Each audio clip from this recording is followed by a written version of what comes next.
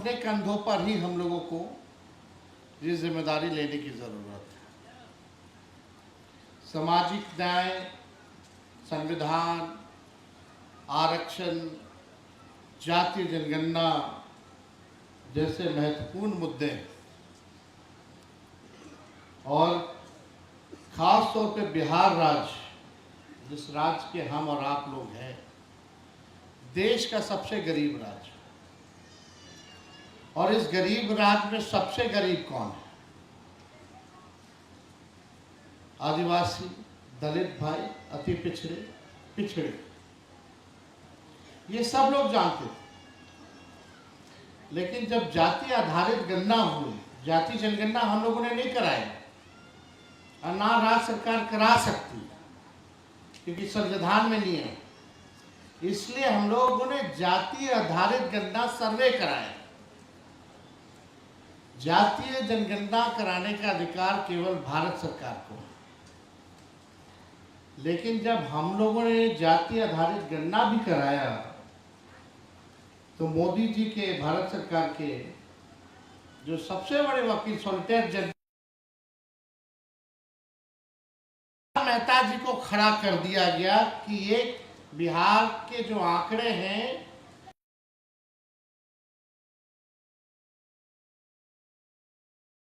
Fail हो जाए। आप बताइए,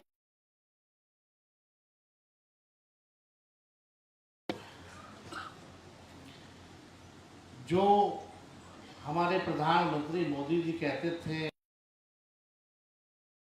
कर रहा है, लोग जातीय विद्वेष पैदा कर रहा है।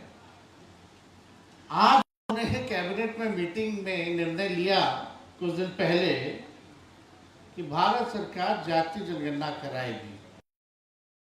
प्रधानमंत्री जी को बताना चाहिए कि क्या अब आप जात को लड़ा रहे हो, विद्वेष पैदा कर रहे हो।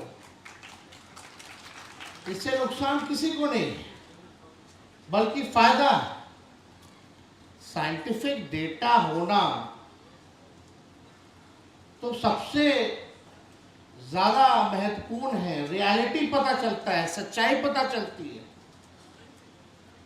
अगर नाला साफ करने वाला है तो कौन जाति का है, ठेला धोने वाला है तो कौन जाति का है, भूमिहीन है तो कौन जाति का है, एक कमरे में परिवार अगर रहता है तो वो कौन जाति के लोग हैं,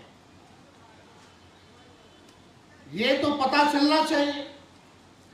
जब तक आपको ये जानकारी नहीं होगी, सरकार कितनों अरबों खरबों का बजट बनाता चला जाए, अनाउंस करता रहे, लेकिन उस बजट को और योजनाओं को हम उन लोगों तक नहीं पहुंचाएंगे जिसको समाज में सबसे अधिक जरूरत है, तो ये हमारा बजट का क्या मतलब है? तो देखिए, सब वक्ताओं ने अपनी बात को यहां रखा है और हमको नहीं लगता कि कोई भी बात जो है छूटा होगा। लेकिन सब लोगों के बीच आने का, अपनी बात को रखने का, सब लोग इतिहास जानते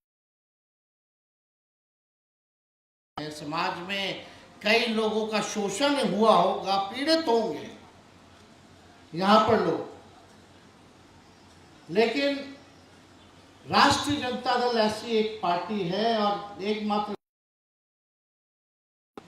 कि कभी भी अपने विचारधारा से समझौता नहीं किया।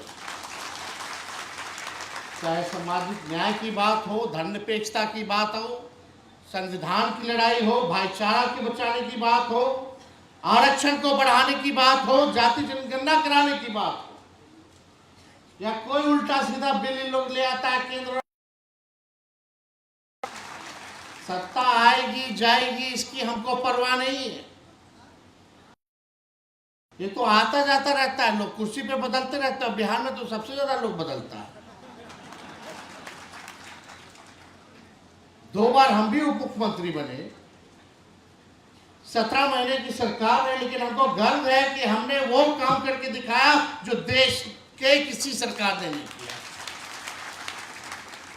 मात्र 17 महीने में हम लोगों ने जाति आधारित गणना कराया, आरक्षण की सीमा 65%, पिछड़े अति पिछड़े, दलित, आदिवासी भाइयों का हम लोगों ने बढ़ाया।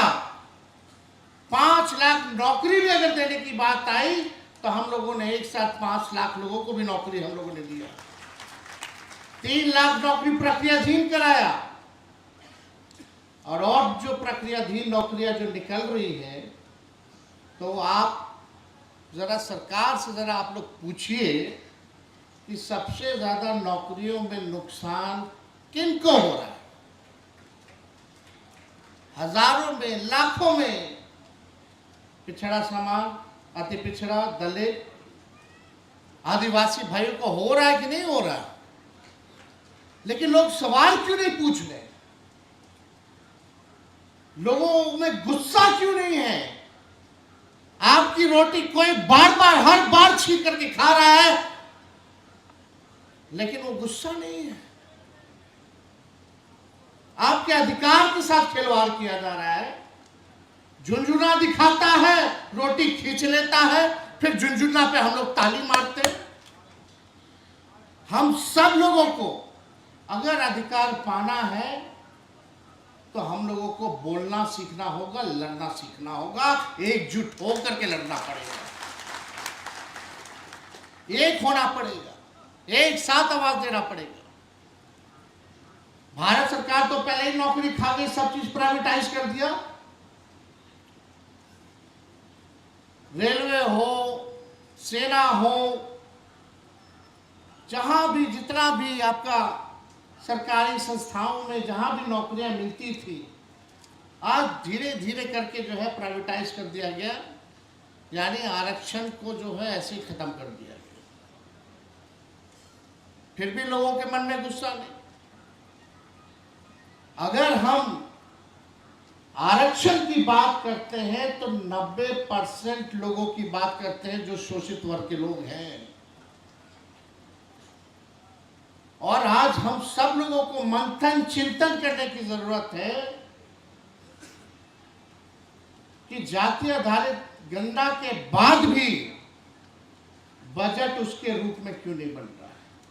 हमसे जुड़े रहने के लिए हमारे YouTube चैनल को सब्सक्राइब करें और नई वीडियो की नोटिफिकेशन के लिए बेल आइकॉन को दबाएं।